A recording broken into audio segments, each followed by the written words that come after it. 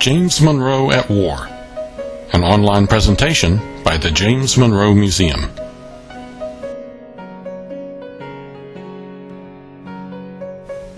It is one of the great exploits of the American Revolution. On the night of December 25, 1776, George Washington led the Continental Army across the icy Delaware River to attack a Hessian garrison at Trenton, New Jersey. Young Lieutenant James Monroe held the flag behind General Washington as they were rowed across the freezing river, standing up. Except that's not what happened. Monroe was actually already ashore on the far side of the river with another officer and a small detachment of men, scouting ahead of the American column. On their way to Trenton, the troops encountered a local physician named Riker, who agreed to go with them. Riker's presence proved very fortunate once the battle began. During an attack against a battery of Hessian artillery, young Monroe was hit by a musket ball that severed an artery. Dr. Riker saved his life, but Monroe carried the bullet in his body to the end of his days. It was not the only heirloom of his war service.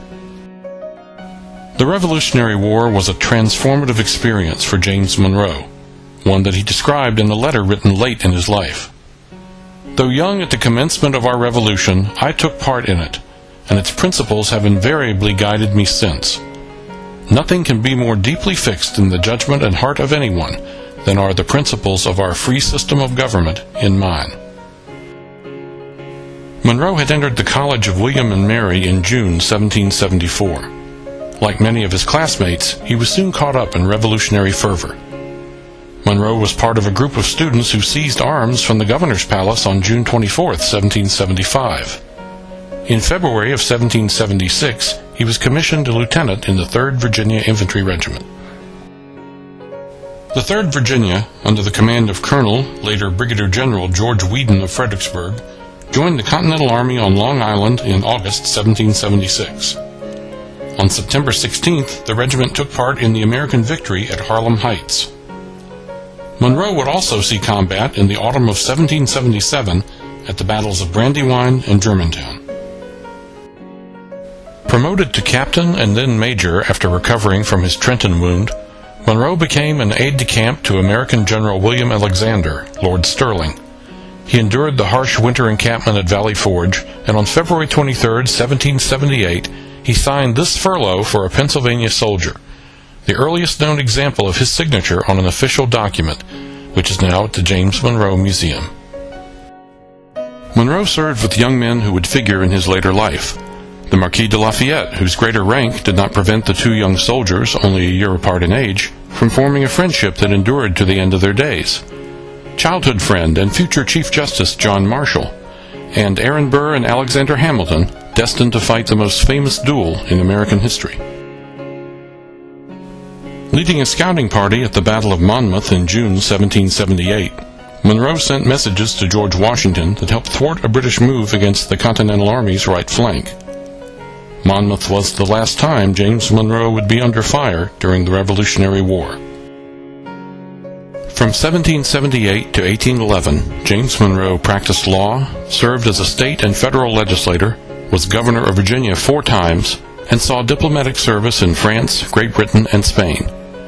National security and military preparedness were consistent themes throughout his career. In 1811, Monroe became Secretary of State in the administration of James Madison. The United States was locked in a struggle with Great Britain over trade policies and impressment, or seizing, of British deserters and American sailors by the Royal Navy. Hostilities began when Congress declared war on June 18, 1812. Over the next 2 years, American victories at sea were offset by repeated defeats on land. As a British naval and military force entered the Chesapeake region in the summer of 1814, Monroe and others called for better defenses for the U.S. capital, but little was done. British troops came ashore at Benedict, Maryland on August 19, 1814, and began marching to Bladensburg. When Monroe's suggestion of a system of couriers to report the enemy's movements was disregarded by Secretary of War John Armstrong, Monroe went into the field himself. He used this telescope to count the numbers of ships and men in the British attack force and reported back to President Madison. At At the Battle of Bladensburg on August 24th, the British quickly routed an American force of regulars and poorly organized militia. Monroe personally redeployed at least one unit in the American line, with little apparent effect on the outcome. While the cartoon at above right implies that Madison fled in panic, he and most of the cabinet, including Monroe, stayed on the field until the end and narrowly avoided capture. The British moved on to Washington, D.C., where they burned many public buildings, including the White House. In the aftermath of this disaster, Armstrong resigned as Secretary of War and Monroe assumed the office while remaining Secretary of State.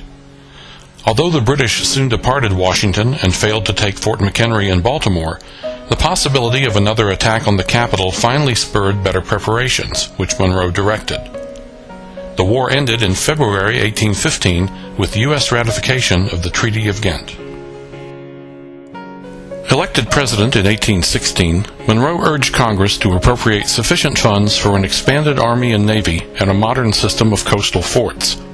While the response fell short of his expectations, work did begin on new installations, including one completed in 1819 that was named Fort Monroe in his honor. During two regional tours of the country in 1817 and 1819, Monroe inspected the nation's defenses. Monroe's annual message to Congress in 1823 proclaimed what became known as the Monroe Doctrine. The United States would not tolerate foreign intervention in the affairs of nations in the Western Hemisphere, nor would it engage in military alliances abroad. The doctrine was a cornerstone of U.S. diplomatic and defense policies for much of the 19th and 20th centuries. As the 21st century dawned, the future viability of this venerable policy was uncertain.